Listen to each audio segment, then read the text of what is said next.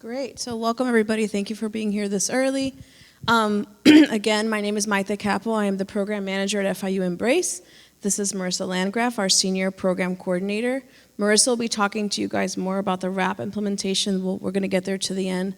At the end of the presentation, this is meant to be, an engaging presentation. I don't want to just stand up here and talk. I really want to share with you guys some things that have been helpful to us, like the use of interns from the different colleges at FIU throughout the program, and some things we've kind of figured out along the way. And I always tell everybody that we've achieved a lot of things, but we've also fallen on our face a million times. So don't think it's not it's a slam dunk kind of process.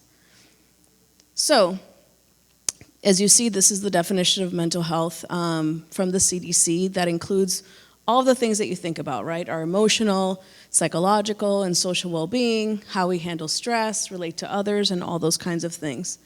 But it's important to know that, we can experience poor mental health and not be diagnosed with a mental illness, right? We all know that to be diagnosed with a mental illness, you have to meet certain criteria and all those kinds of things, but that doesn't mean that we can't have poor mental health, right? And not be diagnosed.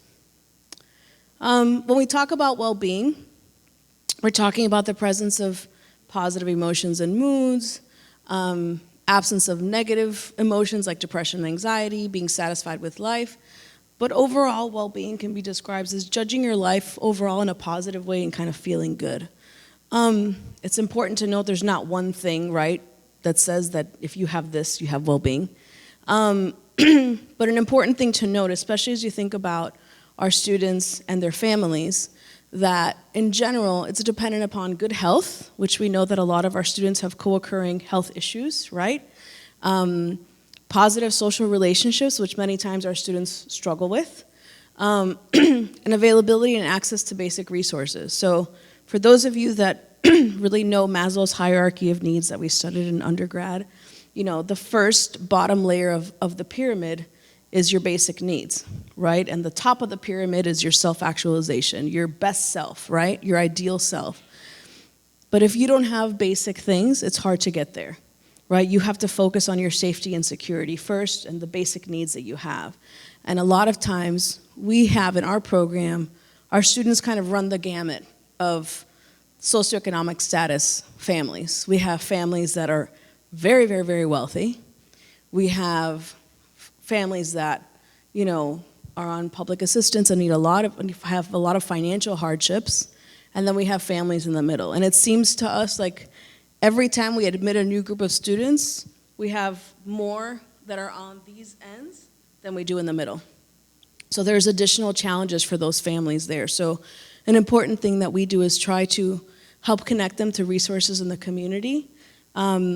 So us social workers are really good at that. We really know community resources very well. And so even though that's not the role of the program, right, we know that if the family is doing well, the students are going to do well. So we try to connect them with those resources. Next. So why should mental health be a focus of inclusive post-secondary education? So there's a lot of comorbidity between mental health and intellectual disability.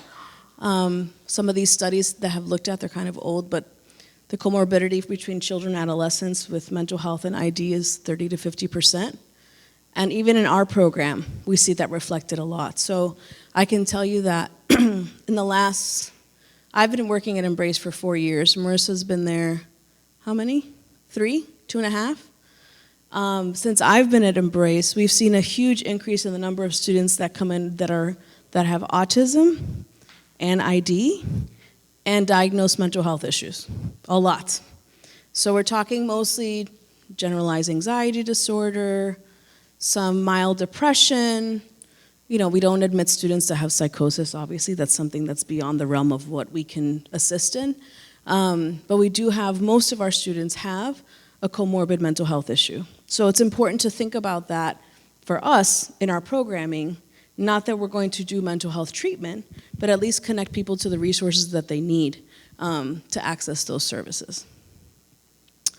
So again, these co-occurring disorders are common and persistent across the lifespan.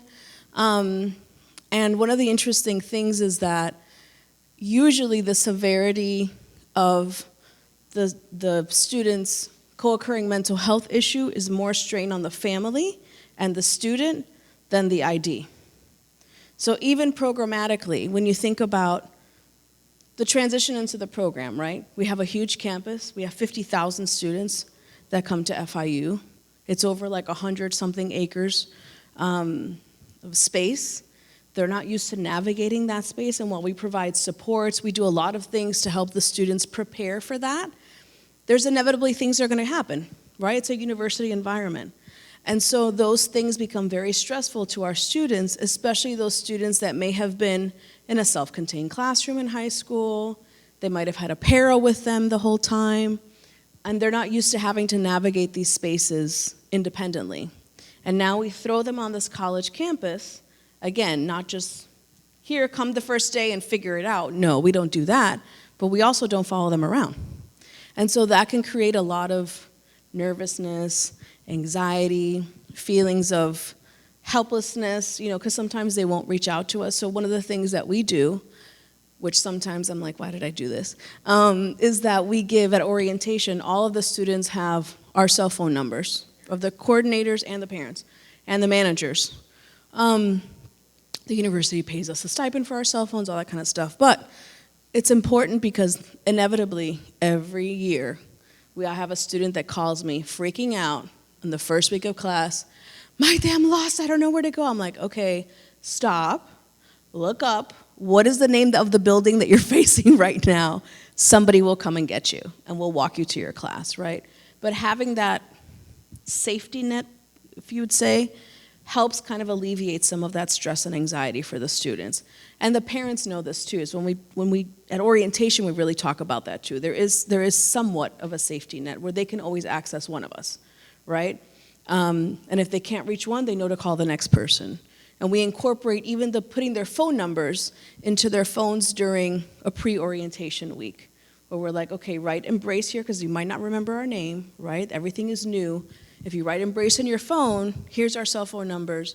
This is who it is. Call everybody if you can't get, in touch with one person. So you guys know this. How is poor mental health expressed? Burnout. So it's important to consider mental health and well-being for your staff, too. This is very difficult work, as you guys know.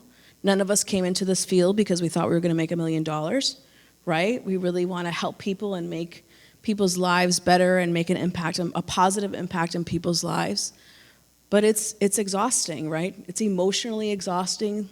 We're very invested in the work that we do, as I'm sure all of you are. We're invested in our students' success.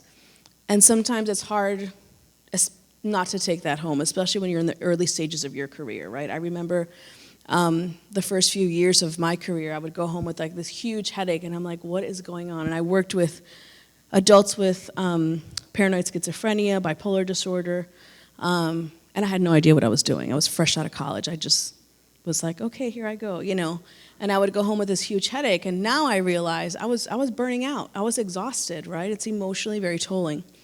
So some other ways poor mental health is expressed, when you think about even your staff, maybe you see a reduction in performance. They're not performing as much as they could, and your students also. More withdrawn, change in their typical behavior pattern. So as you know, as you get to know your students, you kind of know, right? If somebody's usually really social and really engaging, and all of a sudden you're doing a seminar, so we do seminars with our students, and they're in a corner by themselves, you know something's different. You might not be able to say, that person has a generalized anxiety disorder, but you know that there's something going on, right? And different changes in patterns of communication. If they're usually very expressive and now they're short with you, they're giving you one-word answers, they seem isolated. Even with staff, it's something to kind of look out for.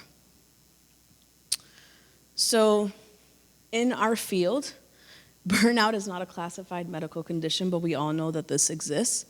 And it does influence health. I can tell you, even for myself, the last few years have been really hard for me with COVID and other things, and the staff has realized, like, Maite, there's something wrong with Maite. She's off. Like, I was very snappy. I was really emotional all the time about nothing, and my supervisor had to kind of take me aside and say, I think you need to take a mental health day. You're not well. And Really. And so that's something that we do with the staff too. So as the supervisors, we've been empowered to kind of have that flexibility with our staff and say, I feel like, obviously have the conversation, but, I think you just need some time off, because we all need time to kind of re-energize and do those things. And whatever that staff person feels they want to do, right? You're obviously not going to force them for that. So burnout also characterized by, depleted energy, exhaustion, being more distant from your job, being really negative, right? Marissa's like somebody that's really always positive and always looks at the positive thing, and all of a sudden Marissa was just like, I'm sick of this. This is so bad. I would be like, well, something's wrong with Marissa, because that's just not her, right? And being, having reduced professional efficacy, not being as efficient as or performing as much as the person is used to. So these are some other common signs of burnout, emotionally numb, just kind of not caring. Somebody that's you might be able to tell I'm a very kind of emotional person. And we have another manager, and I always say she's the yin to my yang, right? She's like the calming force, the kind of sit back and watch and observe. And I'm kind of the more reactive, like, no, we need to get this done now, But if I was now sitting back and just not engaging with the staff in a staff meeting or with the students, they would know something's wrong with me, right? Because that's not my usual way of being. Cognitively lower concentration, being very rigid in your thinking, obviously some withdrawals from behavior, sleep disturbance. Guys, sleep is a huge predictor of mental health. Huge. If you're not sleeping well, you are not going to be well. I had to learn that the hard way. And obviously, physically, you're in a lot of pain all the time, increased severity of medical concerns, because, your mental health affects your physical well-being, right? So I'm going to talk a little bit about what happened with us. So for Embrace, COVID was, as it was for everybody, COVID was huge for us, right? Our university shut down literally from one day to the next. Everybody went virtual, all of us, the students, and we had to train our students in one day.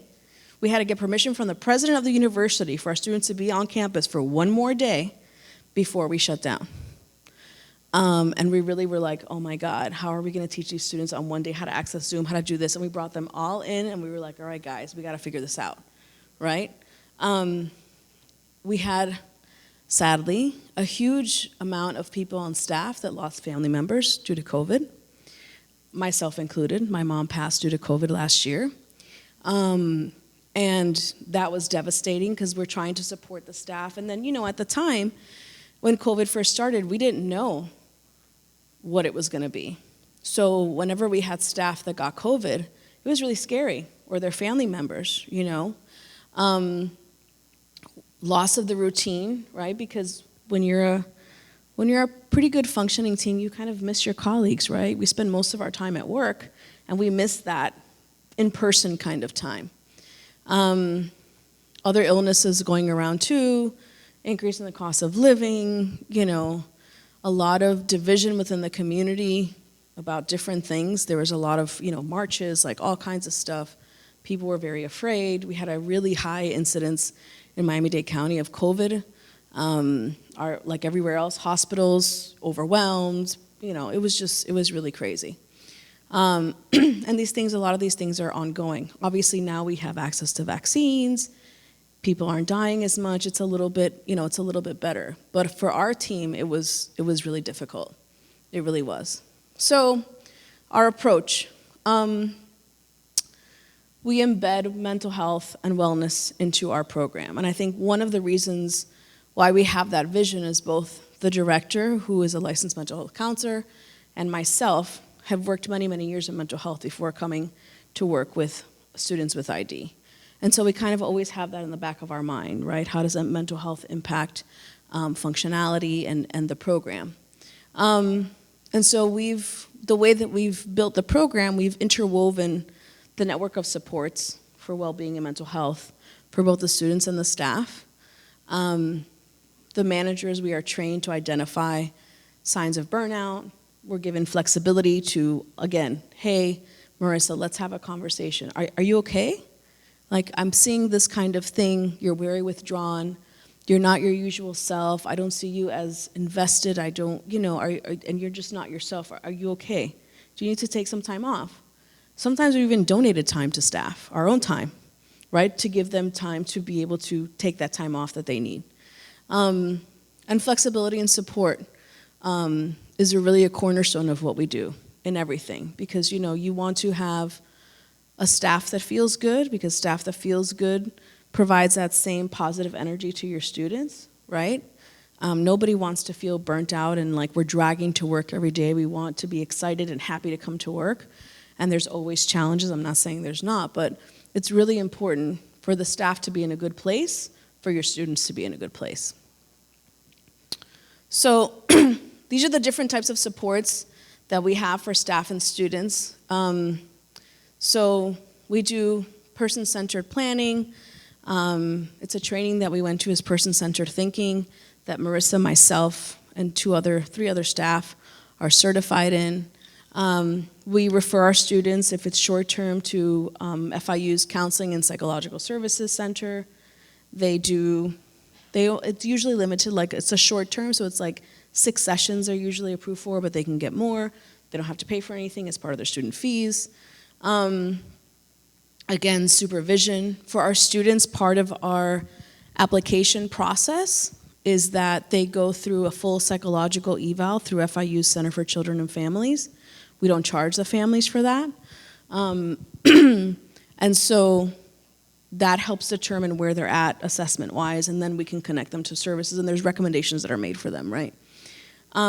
We opened up a medical practice across the street from the university with a large community mental health center that's also a federally qualified health center. That medical practice is especially for families that have somebody with a disability in the family. So the reason why we did that is because we know that parents of special needs children usually neglect their health, right? They don't have the time. We wanted a place for the parents and the child, because it's not just our students, to be able to access medical services at the same time. So while this, in our case maybe, the student might be in therapy, the mom is is at her PCP at the same location, getting services, all those kinds of things. So we call this a wraparound approach in mental health, right?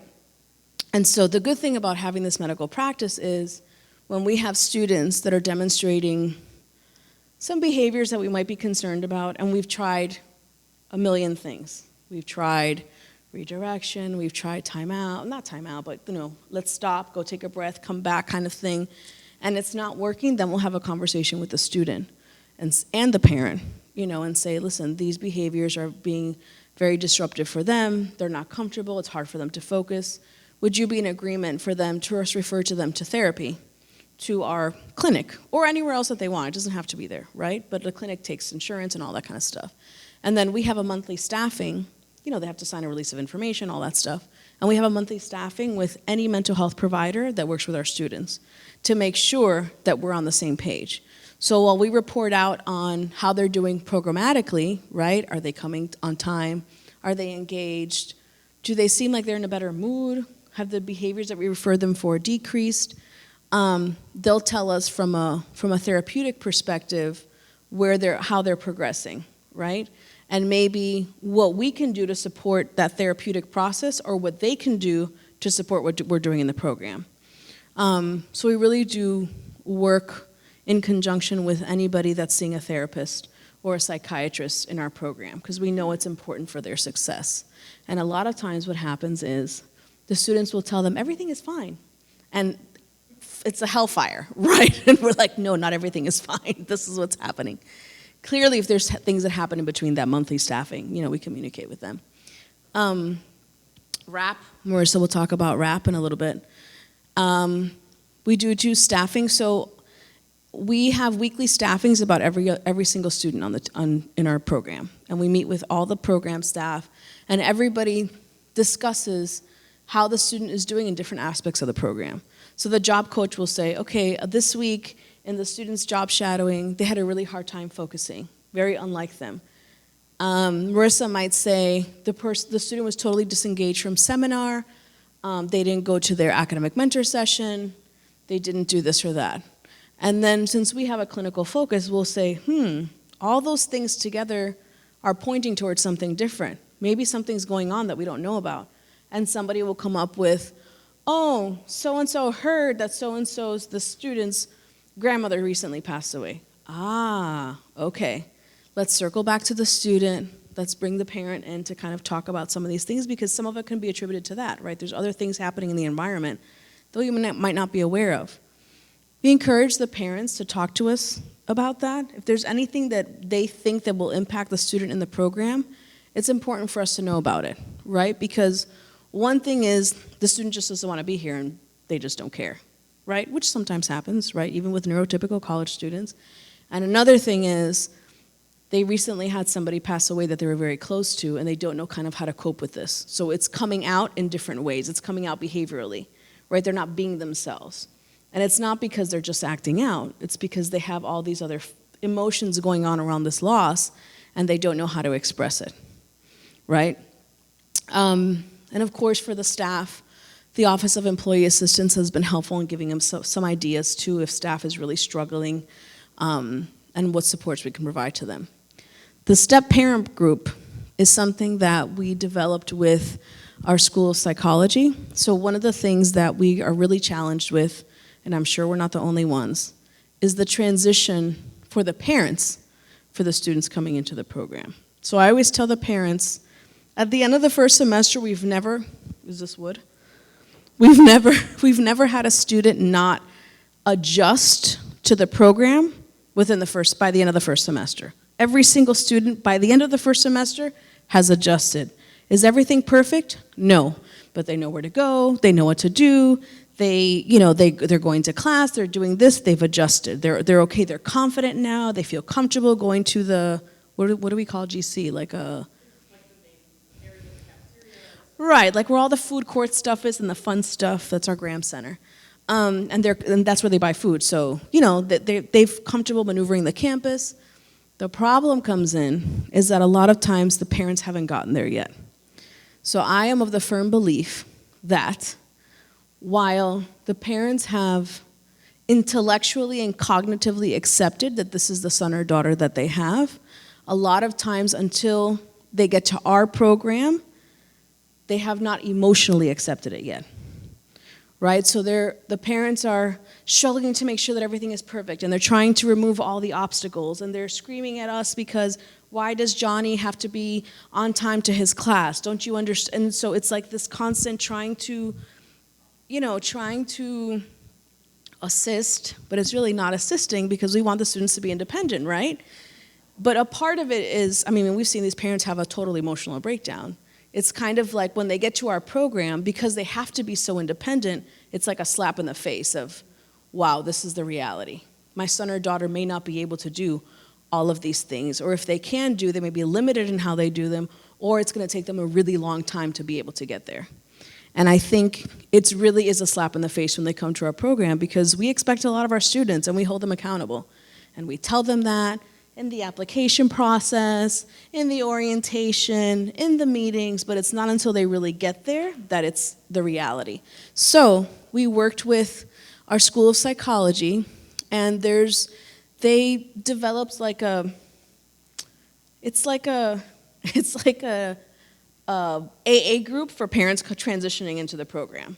So it's a space where the parents can meet together with the psychologists and the GAs that we fund. We have nothing to do with this. We don't know what they say. They don't give us a report. It's not like that. If there's general concerns that the parents bring up that they want to talk to us about, they do. But they meet monthly, and they kind of just share their experiences with other parents because, this can be a very lonely process. So parents think I'm the only one whose son or daughter is struggling. I'm sure everybody else is fine. And when they get to the group, they realize that everybody's going through the same thing. And there's some kingship in that, right? And they share resources. Oh, this is what worked for me. So we have parents that are in the second year, whose students are in the second year program, kind of not mentor, but support the students that are coming in, the parents that are coming in and saying, listen, when I first started, this was really a concern for me, but I did this and this and this, or I reached out to the program and they told me this and this and that. And that has been really helpful for us because we don't get as much, I don't want to say anger, but kind of frustration. Huh? Yes, right. We don't get as much alarm as we kind of used to. And it's a place where they can vent, and I tell them, listen, I'm never going to know what you say in that group. You can say, I hate Maitha's guts, she's a horrible person. I'm never going to know about it. So feel free to say whatever you want. It's a place for you. It's a safe space for you. But we hope that you find some support within that group from other parents that are going through the same thing. So what are some of the things that can be done organizationally? We've already talked about some of these things. Skills training, so we train the staff on how to redirect some mental health stuff, how to engage the student, how to get the students to talk about, we're not doing therapy, guys, okay, that's a disclaimer, we are not doing therapy, but we do check-ins. So for the students that are coming into the program in the first semester, we do a weekly individual check-in with them. Some of the staff is just like, hey, how you feeling? Are you okay? Do you need something? Do you have questions about anything? And I think individually is better than in group because nobody's going to say that in a group, right? Especially our students. Promoting self-care, so we have a, Marissa, where is it they give the oils? Oh, right, so we have a healthy living program within the Student Health Center, and they have all kinds of they give free massages to students and all that kind of well-being stuff. So we have them come and do presentations to our students. We show them where they're at. The students really go there and they have essential oils, all kinds of meditation and stuff. We do seminars on mental health also and coping strategies. Marissa's really good at this, is using language that is affirming and supportive. She's very, very good at that with the students. And then time management, right? Setting priorities. So sometimes we get overwhelmed with the amount of things we have to do. And sometimes, especially with staff, we just say, listen, if there's too many things, I can't keep track of the 50 things that you're doing. I can barely keep track of the 50 things I'm doing. So if we give you three managers give you deadlines and they're all due at the same time, instead of struggling through it, talk to us. We'll help you reprioritize, right? And we'll tell you, okay, no, that can wait. This needs to be a priority. And we support the staff that way. Promoting messages that staff and students are valued and cared for. So I can tell you some things that we've done that I think help. So I'm a really big foodie, guys. I love to eat and cook and all that stuff. So, how about how often you think I do the Friday stuff? I bring in hey guys, there's breakfast goodies from Panera that I got for everybody, and everybody gets excited and happy. We had a staff, I don't even think you know this, Marissa. We had a staff that initially got COVID when COVID first started. Staff is a single mom. And the managers and the other the director and the other manager and I got together and we cooked for her for 2 weeks worth of food so she didn't have to go anywhere. It's little things, right? That doesn't cost $1 million. It costs your time. The same thing sometimes we'll do working lunches. We'll bring in lunch. We'll say, hey, let's go outside. Let's do kind of some things to kind of relax a little bit. Hey, let's go get some coffee. Let's take a walk. We're also very open. So I think it helps, again, that both the director and myself come from a mental health background. So we share with the staff, listen, guys, when I was going through it, I'm like, guys, I'm really struggling. My mom's death is really, I'm struggling a lot. So I'm sorry if I'm short with you. I'm not trying to be. I'm just kind of going through the grieving process. And that helps create a safe space for your staff. You don't want your staff to be afraid to say things, or even the students, but really for your staff that supports the students, it's really important to create that safe space. And you do that by setting the example and being open, right? And showing people that you're struggling, because that's a normal human thing. Having lots of lines of communication. So we do this for the students and the staff. So all the managers have an open door policy. So just because Marissa is supervised by Crystal, who's the other manager, doesn't mean that Marissa can't come to me if she's struggling with something, right?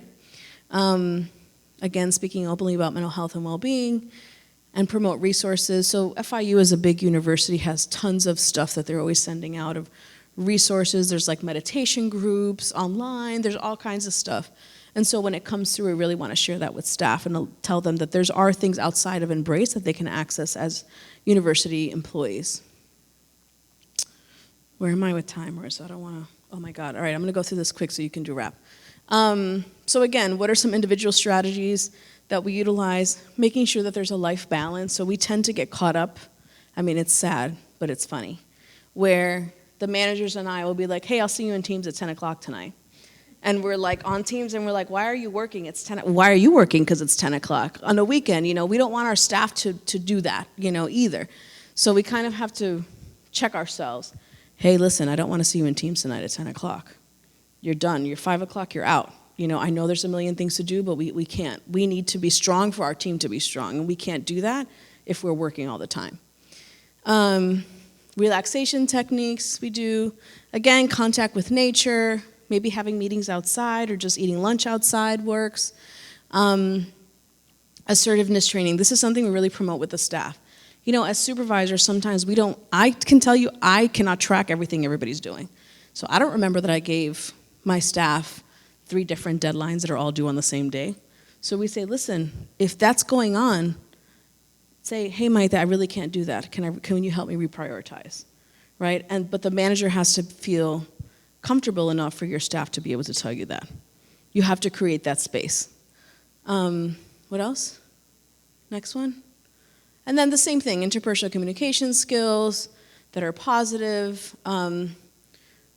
Regularly reevaluating when things go wrong and right. We do some debriefings when things don't work out and say, okay, what are the good things that came out of this and what's something we need to work on? Let's come up with a plan. And that empowers your staff to do the same thing.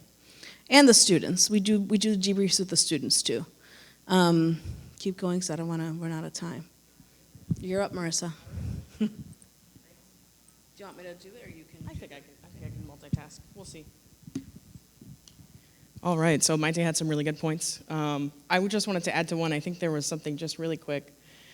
Down here at assertiveness, I would say another thing that we didn't put up here, but I think is really, really important would be empowering staff as well. So just talking about deadlines, I have been in meetings with our managers before, and they ask me, oh, when do you think you can get this done? Instead of saying, we need this by this day, we need this by this day, really giving staff the opportunity to give their own input on like, okay, this is reasonable for me, and then that leaves me at a point where I don't have to say, no, I can't do that and feel guilty, right? It's up to me to decide this is where my capabilities are. So I just want to point that one out too. All right, so RAP is an evidence-based practice. It was actually developed by Dr. Mary Ellen Copeland, and she founded the Copeland Center. So in order to be a RAP facilitator, as I am, you actually have to be trained by a Copeland Center employee. So I went to like an entire week of training to practice each portion of RAP in a classroom setting with all of the other facilitators who were also being trained. So it's really, I found it very, very helpful with our students, as Maite was saying. You know, there are a lot of co-occurring mental health diagnoses and everything. So it's really a peer group where the students will do it together. We all get together in a room and we go through each portion. And we really break down each portion of RAP, and we go very slow, right? RAP, they give you, when you are trained as a facilitator, they give you an approximate plan of how long it's going to take to do day 1, day 2, day 3. But we do ours over, I think it's 3 weeks of 3 days each. So we triple the amount of time that it takes to do it. Just because with students with ID, you know, we really want to make sure they're understanding the concepts. Not that the concepts are written at a high level, they're actually written in a way that everybody can understand. But we give lots and lots of time for questions and examples and things that will help them really make sure that they understand the material. So the goal, obviously, is to improve quality of life, increase wellness and all of those things, well-being. And it's a lot of introspection as well. So I think that's another reason why we take a really long time to make sure that they fully understand. So it offers the same simple wellness process that anybody can use. Like I said, it's written at a level anybody can use it. It actually was originally developed, the word recovery is in here, right? Wellness Recovery Action Plan. It was originally developed for people who are recovering from addiction, but it's been modified so that it's open for everybody. It's not just for people with addiction. So these are a couple of key concepts of RAP. And we teach the key concepts in the very beginning so that the students understand this is where, this is what we're going to bring up through the whole curriculum. So the first one is hope. This is the belief that we can get well, we can stay well, we can fulfill our dreams, right? Just to instill in the students, like, this isn't hopeless, there's a purpose, our goals exist for a reason. Personal responsibility, I think, is a really big one that we go over with students. So it's really about it's accountability, right? It's our responsibility to make sure that our wellness is there. It's not anyone else's fault or anyone else's responsibility to do that for us. There's another key concept as well for self-advocacy, and they kind of go hand in hand. Education is one on here too, because a lot of times when students come into the program, they might not know everything about their disability. They might not know all the resources that are available to them. So if they can learn about not only the resources available, but also learning about themselves and understand, like I said, it's a lot of introspection.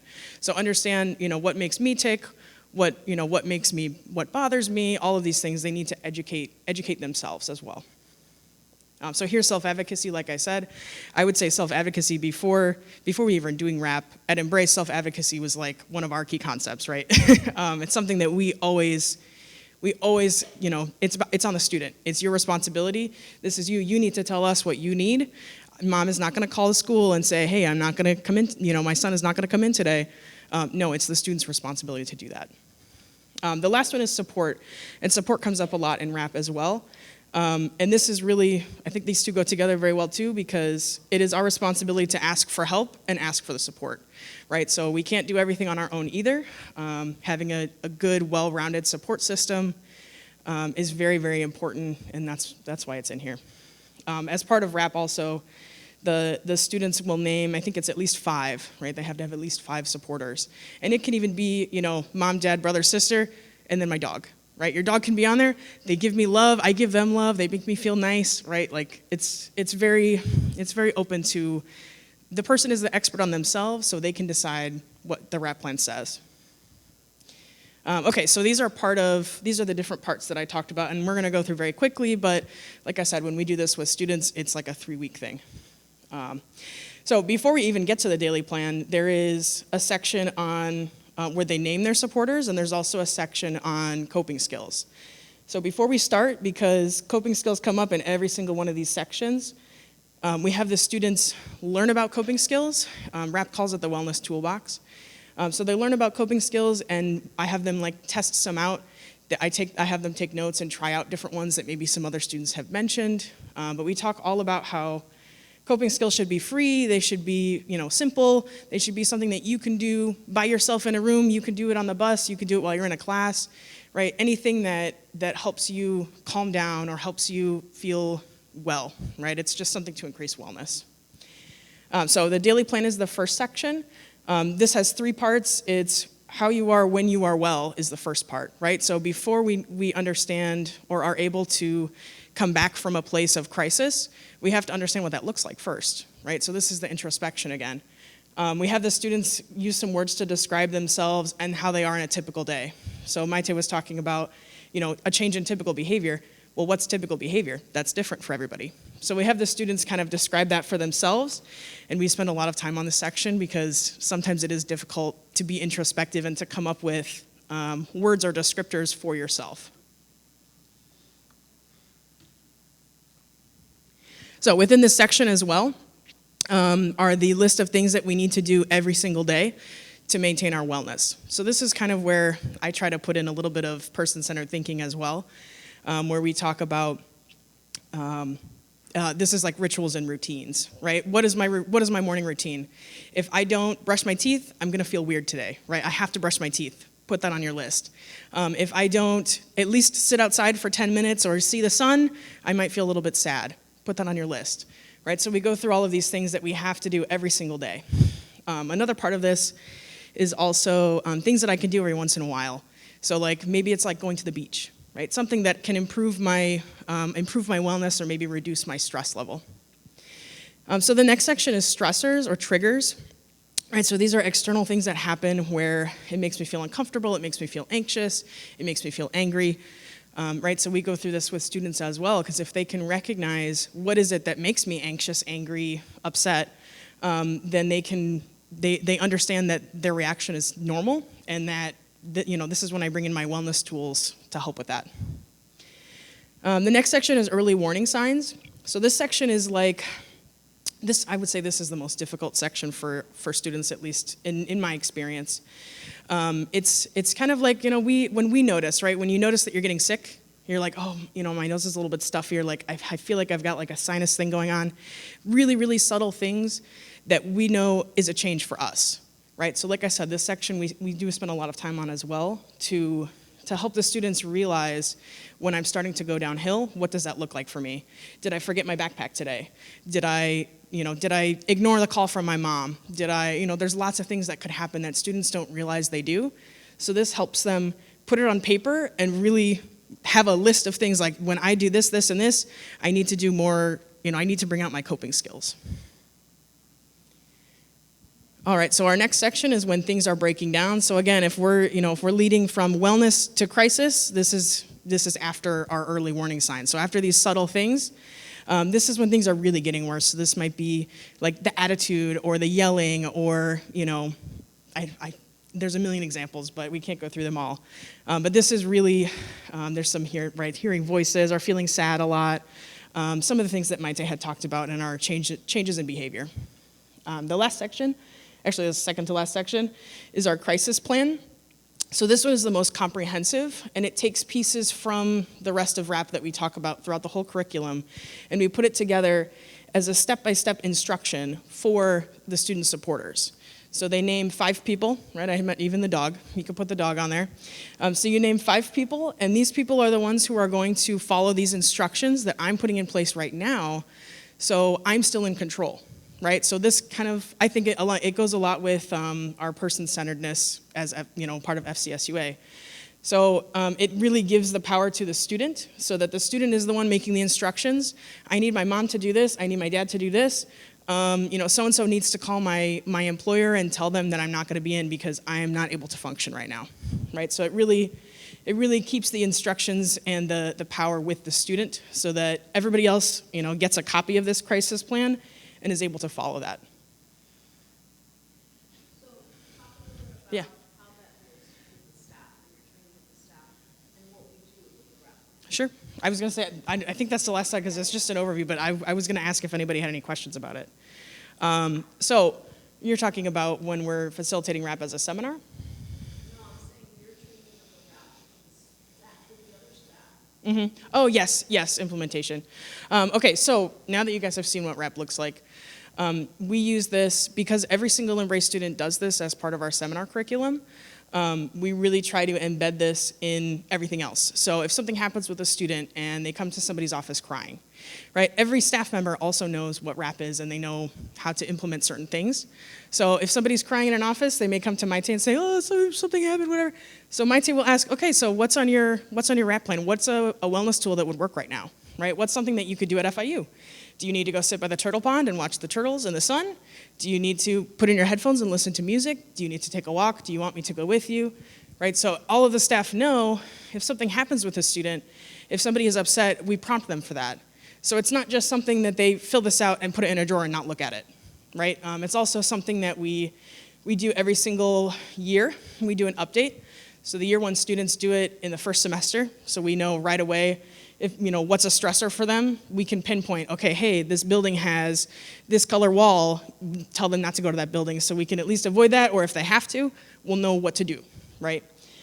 So they do it once in the beginning of the first semester, and then they do a revamp, like an update every single year. So RAP is supposed to be the living document, right? They keep updating because your stressors can change. I guess one example I have is we did do this also during COVID. We had a virtual seminar and we did RAP with students. And when we came back the next year, everything was completely different because my stressors during COVID are completely different from my stressors now. I didn't have to worry about too many people on the bus going to campus, but now I do. So things like that can change, and it's not just environments that change, it's maybe the people in their life change, or maybe I have a better relationship with my brother, so he's no longer stressing me out, right? Certain things can happen that the RAP plans can change for sure. Is there anything else you want to add? Do you guys have any questions?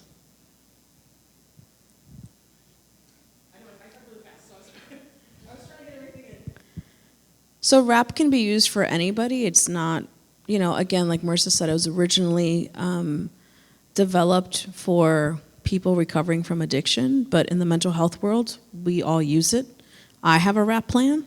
I've never been in addiction, but it can be used by anybody. It can be used by your staff. It can be used by anybody, because it's a really kind of simple plan that really identifies things very concretely, so there's no guessing involved. You know that when this is experiencing this is, they're getting elevated, they're getting to the point where they're getting stressed out. What you want to do with rap is avoid the crisis completely, right? So when we see those early warning signs, that's where the interventions have to come in, so that they never escalate to the point of crisis, right? And it's teaching the students also to kind of approach staff and not be afraid to, again, this has to do with the openness, right? So in the RAP training, which Marissa usually facilitates, and usually myself or the director, since we have a mental health background, are there to kind of support the students, or Marissa should something get, because you open up a lot of can of worms with these things. Students have said a lot of stuff that we didn't know when we have RAP trainings, right? Past traumas, things that have happened. So it's really important that it's updated regularly, and that as a staff that are teaching RAP, you have to be open in the same way that as managers, we have to be open with the staff, that we have to normalize some of this stuff. We have to normalize that it's okay to be stressed out. We all go through things.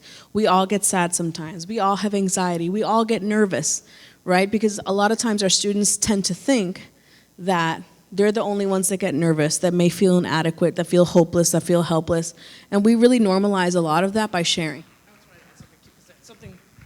Look, when you have a presentation, everything that you wanted to say goes away, but Maite jogged my memory. What I wanted to talk about was, as in RAP, we don't mention, it's not really part of the philosophy to talk about labels and diagnoses, right? Because everybody has a different experience, and I have ASD, I have ID, I have anxiety, I have depression. That's fine. You can have those things, or you can not have those things, and we can still experience the feeling. So everybody feels sad sometimes.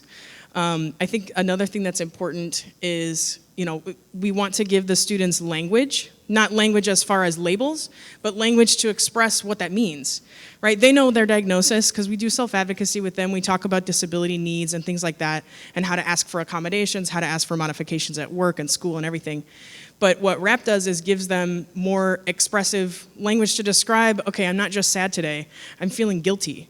Or I'm not just sad today, I'm feeling, I feel like I miss my grandmother. I really feel like my heart hurts right now, right? We don't use baby words, right? We use real words that real people experience, and like Maite said, we normalize that so that they don't feel uncomfortable, and they're able to express how they're feeling to their therapist or to their parents or to us, so that we can help them adequately. Because if I feel sad, okay, but what does that mean, right? That can mean a million different things. I'll just give one last example because I know you guys need to go. So, and sorry I keep talking about this, but for me this was a very big thing, and it still is. So after my mom passed, which I'm an only child, it's been very devastating. We had a student whose grandmother passed away like a few months later. We were back on campus. And she's usually very sweet, she's very nice, she's very polite, always. She's kind of very timid. And she was in a mentor session. So our academic mentors are undergrad students that work part-time for us, right, that we train and all this kind of stuff. Huh? Like tutors, right.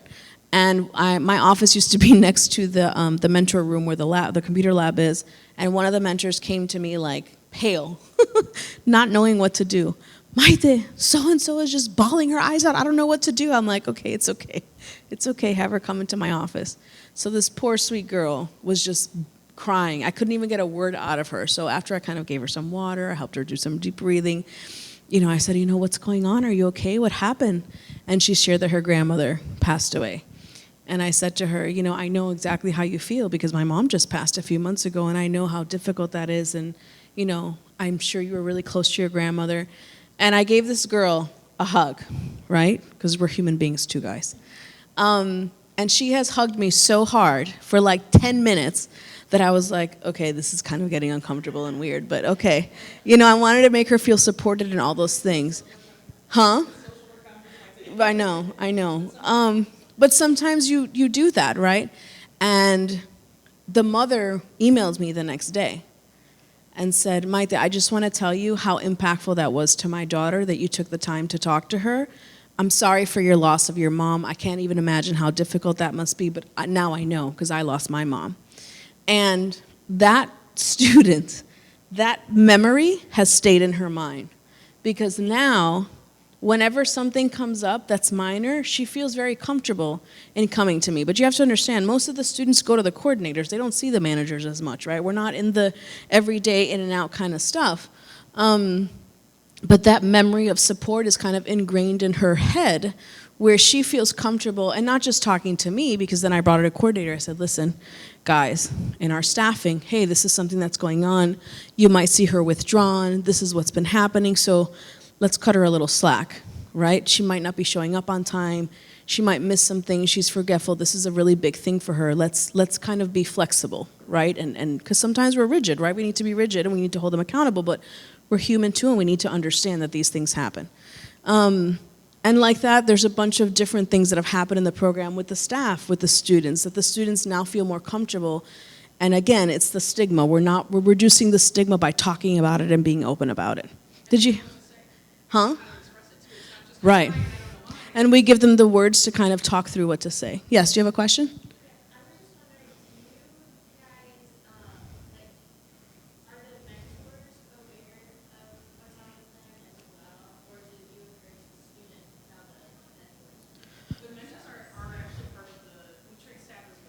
Yes. So the mentors do get trained on RAP, and so they're aware of how the plan works. They don't have access to the students' RAP plans because the student is the one that's responsible for that. We don't want to share it with everybody and say, hey, here's everyone's triggers, right? That's like right. But we encourage the student to share that with their mentors as they're working with them. The mentors know that it exists, and they know how to say, hey, let's check your wellness toolbox. You might show me what's in your wellness toolbox, or asking the student at least, what's something that you can do right now? What can I help you with?